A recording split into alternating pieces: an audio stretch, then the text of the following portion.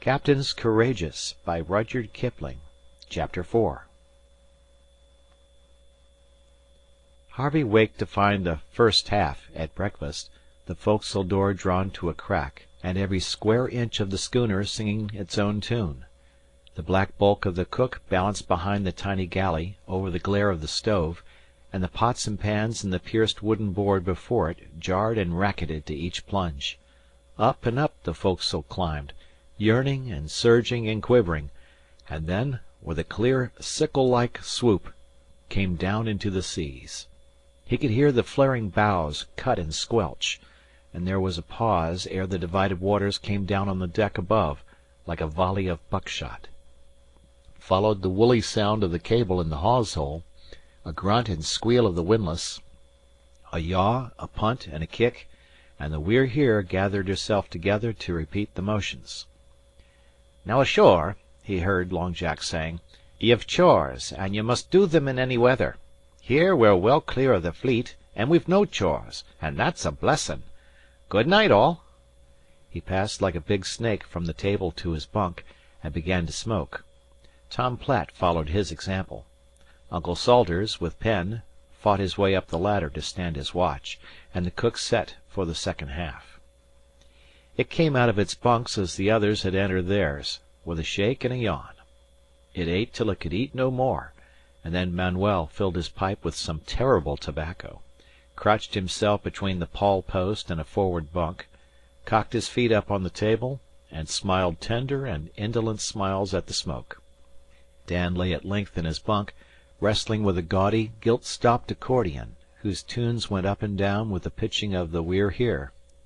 The cook, his shoulders against the locker where he kept the fried pies (Dan was fond of fried pies), peeled potatoes, with one eye on the stove in event of too much water finding its way down the pipe, and the general smell and smother were past all description. Harvey considered affairs, wondered that he was not deathly sick, and crawled into his bunk again, as the softest and safest place, while Dan struck up "I Don't Want to Play in Your Yard" as accurately as the wild jerks allowed. "How long is this for?" Harvey asked of Manuel. "Till she get a little quiet, and we can roll to trawl. Perhaps to night. Perhaps 2 days more. You do not like, eh, what?" "I should have been crazy sick a week ago, but it doesn't seem to upset me now, much." "That is because we make you a fisherman, these days. If I was you, when I come to Gloucester I would give 2, 3 big candles for my good luck." "Give who?" "To be sure, the Virgin of our church on the hill. She is very good to fishermen all the time. That is why so few of us Portuguese men ever are drowned." "You're a Roman Catholic, then?" "I am a Madeira man. I am not a Porto Rico boy. Shall I be Baptist, then? Eh, what? I always give candles. 2, 3 more when I come to Gloucester. The good Virgin, she never forgets me, Manuel." "I don't sense it that way," Tom Platt put in from his bunk, his scarred face lit up by the glare of a match as he sucked at his pipe. "It stands to reason the sea's the sea, and you'll get just about what's goin', candles or kerosene, for that matter." "'Tis a mighty good thing," said Long Jack, "to have a friend at court, though. I'm a Manuel's way o' thinkin'. About 10 years back I was crew to a South Boston market boat. We was off Minot's Ledge with a northeaster, butt first atop of us, thicker'n burgoo. The old man was drunk. His chin was waggin' on the tiller, and I says to myself, if ever I stick my boat-hook into T wharf again, I'll show the saints fwhat manner of craft they saved me out of. Now I'm here, as ye can well see, and the model of the dirty old Kathleen, that took me a month to make, I give it to the priest, and he hung it up forninst the altar. There's more sense in giving a model that's by way of being a work of art than any candle. Ye can buy candles at store, but a model shows the good saints you've took trouble and are grateful." "Do you believe that, Irish?" said Tom Platt, turning on his elbow. "Would I do it if I did not, Ohio?"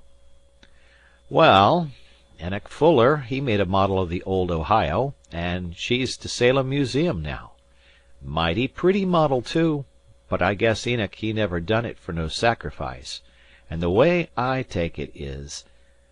There were the makings of an hour-long discussion of the kind that fishermen love, where the talk runs in shouting circles and no one proves anything at the end, had not Dan struck up this cheerful rhyme: "Up jumped the mackerel with his striped back, reef in the mainsail and haul on the tack, for it's windy weather." Here Long Jack joined in: "And it's blowy weather. When the winds begin to blow, pipe all hands together."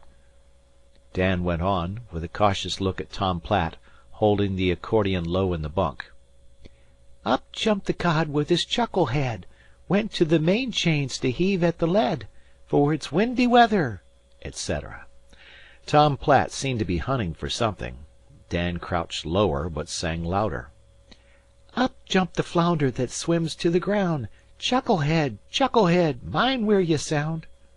Tom Platt's huge rubber boot whirred across the foc'sle and caught Dan's uplifted arm. There was war between the man and the boy ever since Dan had discovered that the mere whistling of that tune would make him angry as he heaved the lead. "Thought I'd fetch ye," said Dan, returning the gift with precision. "If you don't like my music, git out your fiddle. I ain't goin' to lie here all day and listen to you and Long Jack arguin' about candles. Fiddle, Tom Platt, or I'll learn Harve here the tune." Tom Platt leaned down to a locker and brought up an old white fiddle. Manuel's eye glistened, and from somewhere behind the pawl post he drew out a tiny guitar-like thing with wire strings, which he called a natchet. "'Tis a concert," said Long Jack, beaming through the smoke. "A regular Boston concert." There was a burst of spray as the hatch opened, and Disko in yellow oilskins descended. "You're just in time, Disko. What you doin' outside?" "Just this." He dropped on to the lockers with the push and heave of the We're Here. "We're singing to keep our breakfast down. You lead, of course, Disko," said Long Jack. "Guess there ain't more'n about 2 old songs I know, and you've heard 'em both." His excuses were cut short by Tom Platt launching into a most dolorous tune, like unto the moaning of winds and the creaking of masts.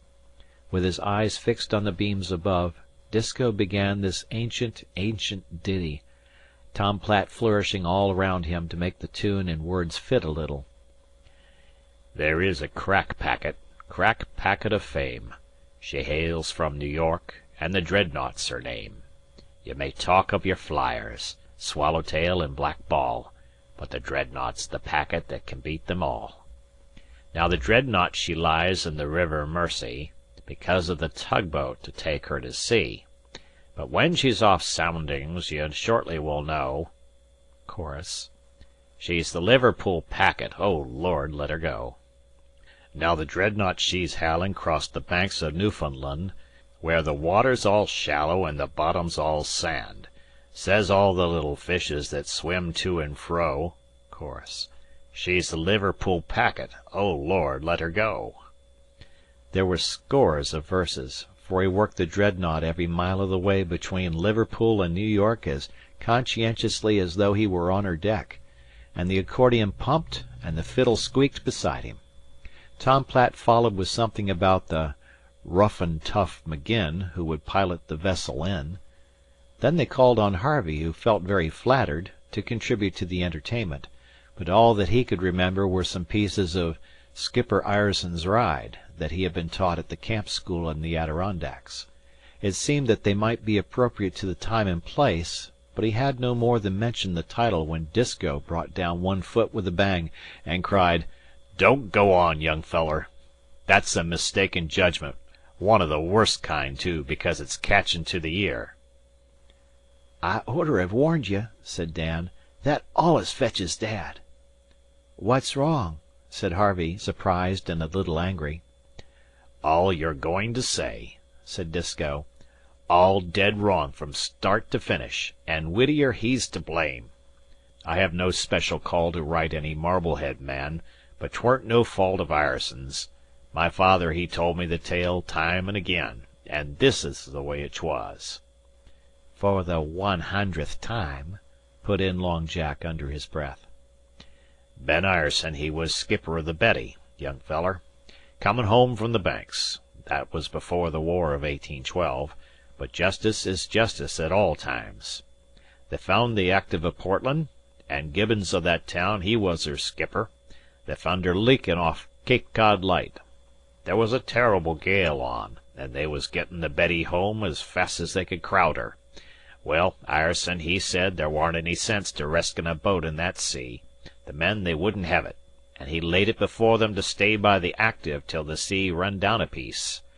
They wouldn't hev that either, hangin' round the Cape in any such weather, leak or no leak.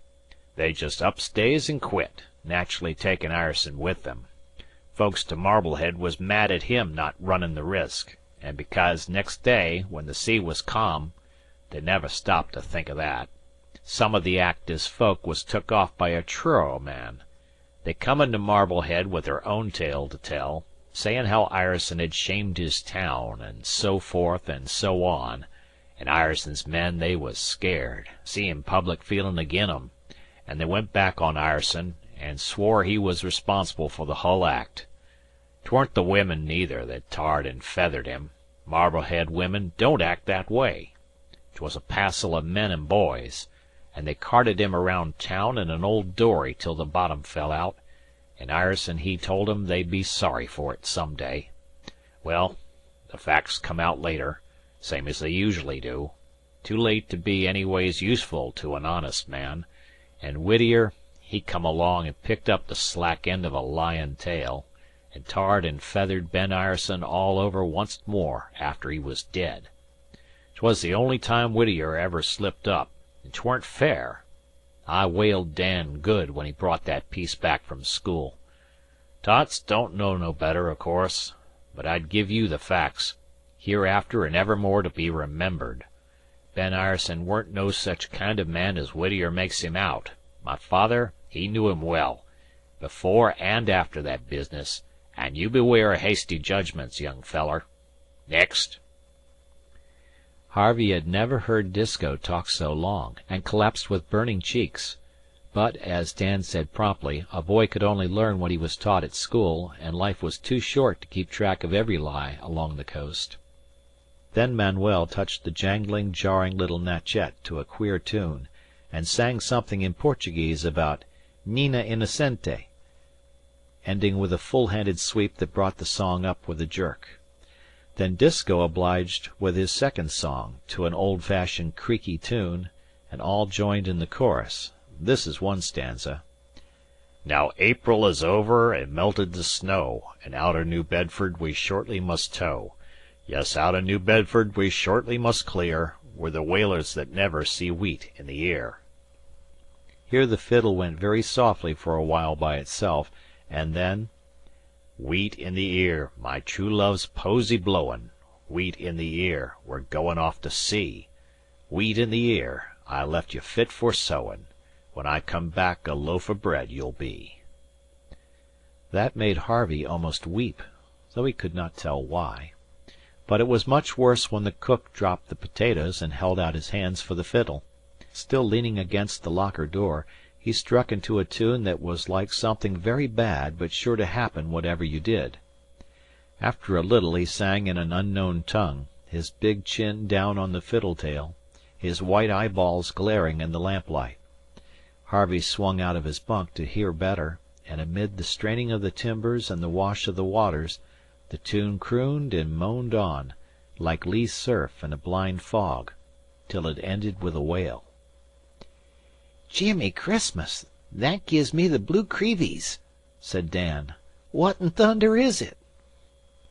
"The song of Finn McCool," said the cook, "when he was goin' to Norway." His English was not thick, but all clear-cut as though it came from a phonograph. "Faith, I've been to Norway, but I didn't make that unwholesome noise. 'Tis like some of the old songs, though," said Long Jack, sighing. "Don't let's have another without something between," said Dan, and the accordion struck up a rattling, catchy tune that ended: "It's 6 and 20 Sundays since last we saw the land with 1500 quintal, and 1,500 quintal, 1,500 toppin quintal, twixt old Queereau and Grand." "Hold on!" roared Tom Platt. "Do you want to nail the trip, Dan? That's Jonah, sure, 'less you sing it after all our salt's wet." "No, 'tain't. Is it, Dad? Not unless you sing the very last verse. You can't learn me anything on Jonahs." "What's that?" said Harvey. "What's a Jonah?" "A Jonah's anything that spoils the luck. Sometimes it's a man, sometimes it's a boy, or a bucket. I've known a splittin' knife Jonah 2 trips, till we was on to her," said Tom Platt. "There's all sorts of Jonahs. Jim Bourke was one till he was drowned on George's. I'd never ship with Jim Bourke, not if I was starvin'. There was a green dory on the Ezra Flood. That was a Jonah too, the worst sort of Jonah. Drowned 4 men, she did, and used to shine fiery of nights in the nest." "And you believe that?" said Harvey, remembering what Tom Platt had said about candles and models. "Haven't we all got to take what's served?" A mutter of dissent ran around the bunks. "Outboard, yes. Inboard, things can happen," said Disko. "Don't you go making a mock of Jonahs, young feller." "Well, Harve ain't no Jonah. Day after we catched him," Dan cut in, "we had a toppin' good catch." The cook threw up his head and laughed suddenly, a queer, thin laugh. He was a most disconcerting nigger. "Murder!" said Long Jack. "Don't do that again, doctor. We ain't used to it." "What's wrong?" said Dan. "Ain't he our mascot, and didn't they strike on good after we'd struck him?" "Oh, yes," said the cook. "I know that, but the catch is not finished yet." "He ain't going to do us any harm," said Dan hotly. "Where are you hintin' and edgin' to? He's all right." "No harm, no. But one day he will be your master, Danny." "That all?" said Dan placidly. "He won't, not by a jugful." "Master," said the cook, pointing to Harvey. "Man," and he pointed to Dan. "That's news. How soon?" said Dan, with a laugh. "In some years, and I shall see it. Master and man, man and master." "How in thunder did you work that out?" said Tom Platt. "In my head, where I can see." "How?" This from all the others at once. "I do not know, but so it will be." He dropped his head and went on peeling the potatoes, and not another word could they get out of him. "Well," said Dan, "a heap o' things'll have to come about 'fore Harve's any master o' mine, but I'm glad the doctor ain't choosin' to mark him for a Jonah. Now I mistrust Uncle Salters for the Jonerest Jonah in the fleet regardin' his own special luck. Dunno if it's spreadin' same as smallpox. He ought to be on the Carrie Pitman. That boat's her own Jonah, sure. Crews and gear make no differ to her driftin'. Jimmy Christmas! She'll etch loose in a flat calm." "Well, we'll clear of the fleet, anyway," said Disko. "Carrie Pitman and all." There was a rapping on the deck. "Uncle Salters has catched his luck," said Dan as his father departed.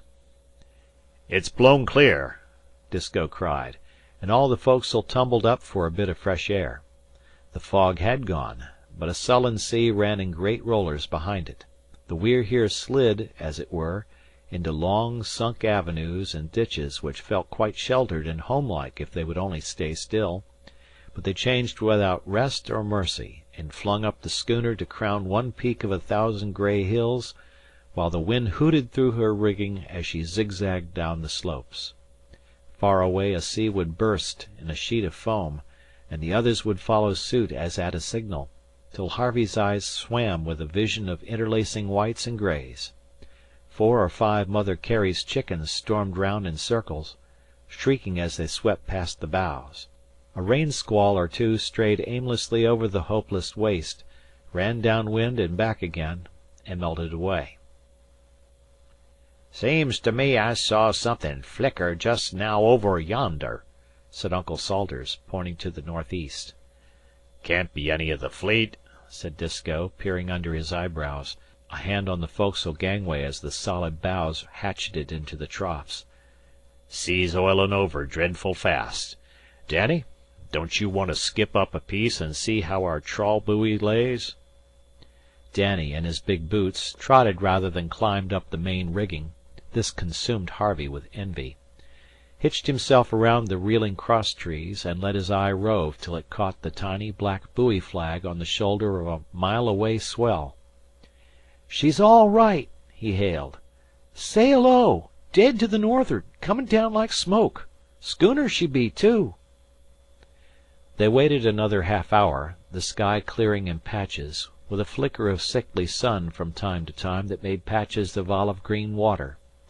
Then a stump foremast lifted, ducked, and disappeared, to be followed on the next wave by a high stern with old-fashioned wooden snail's horn davits.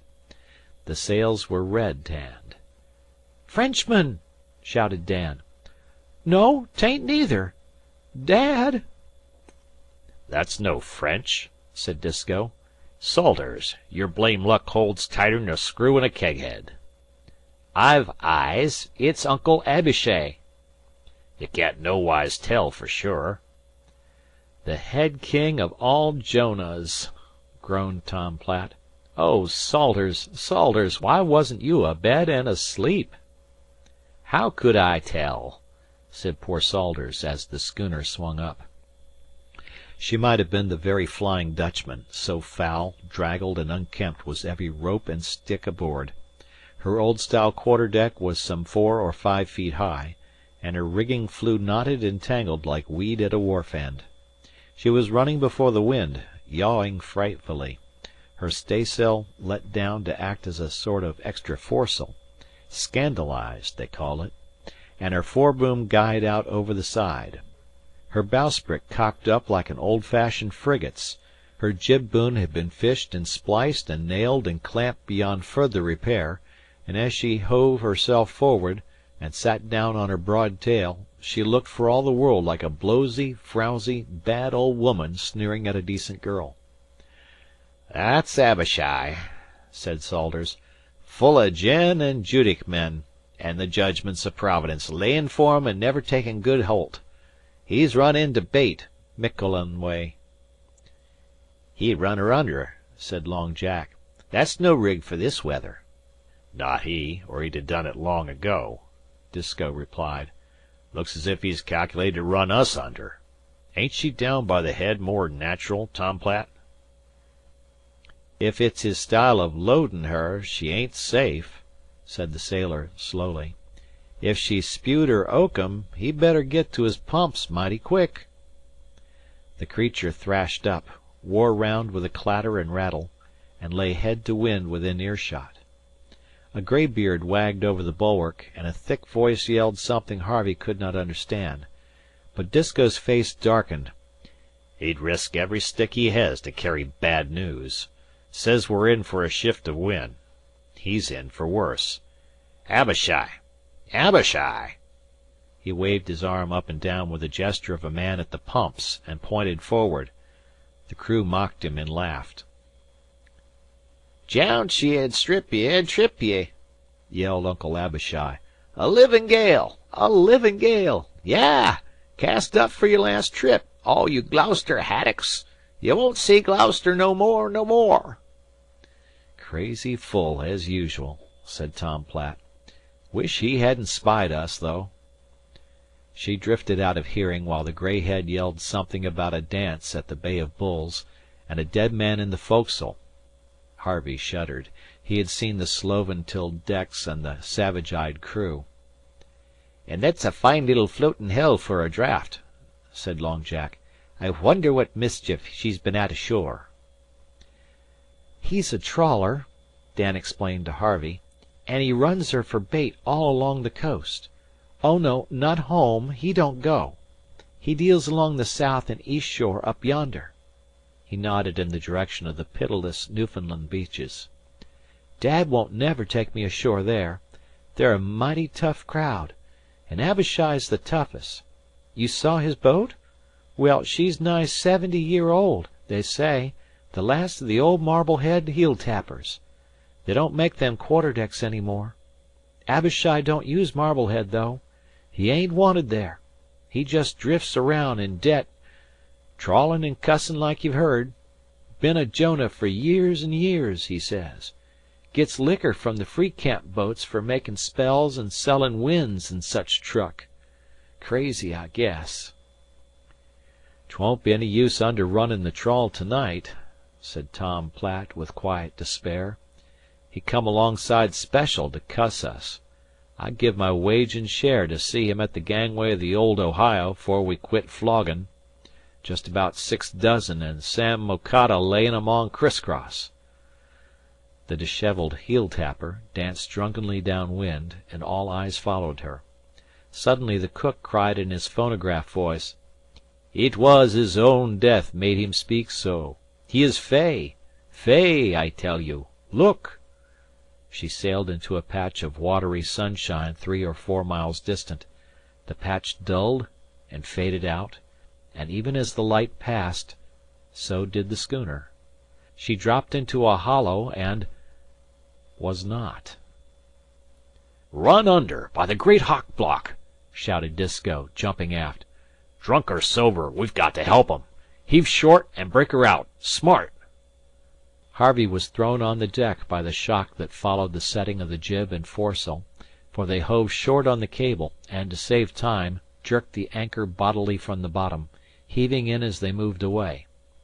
This is a bit of brute force seldom resorted to except in matters of life and death, and the little We're Here complained like a human.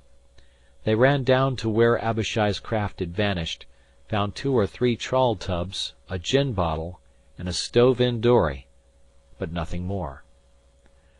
"Let 'em go," said Disko, though no one had hinted at picking them up. "I wouldn't have a match that belonged to Abishai aboard. Guess she run clear under. Must have been spewin' her oakum for a week, and they never thought to pump her. That's one more boat gone along a leavin' port all hands drunk." "Glory be!" said Long Jack.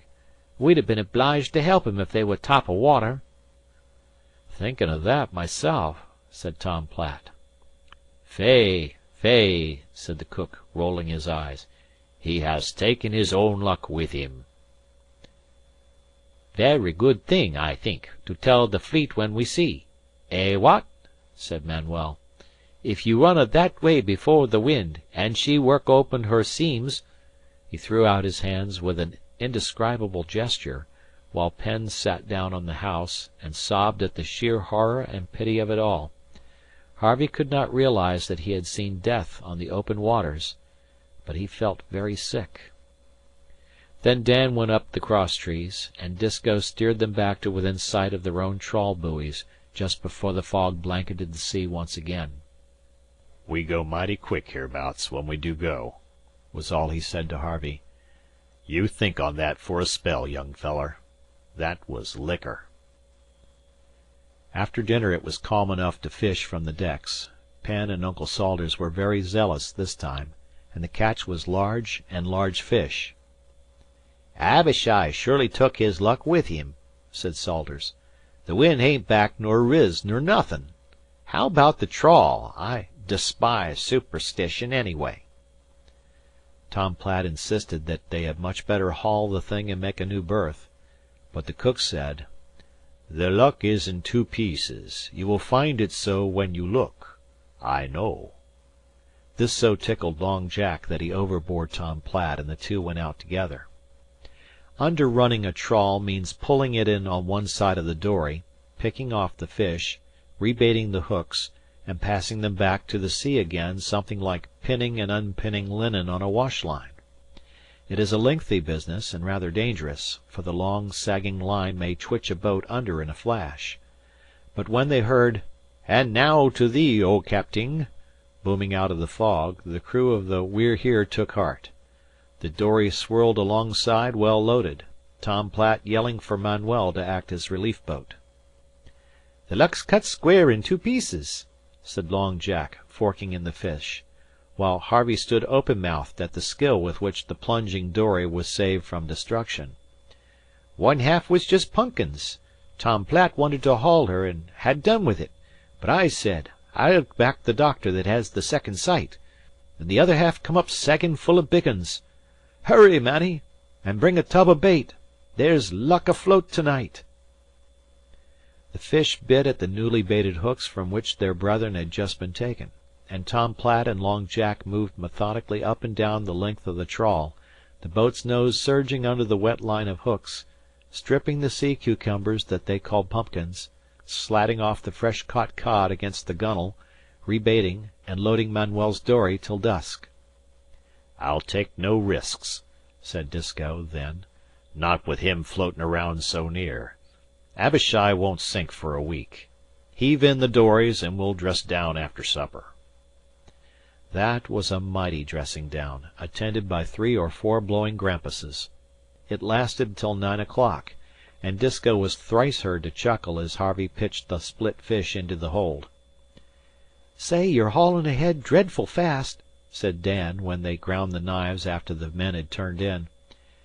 "There's somethin' of a sea to-night, and I hain't heard you made no remarks on it."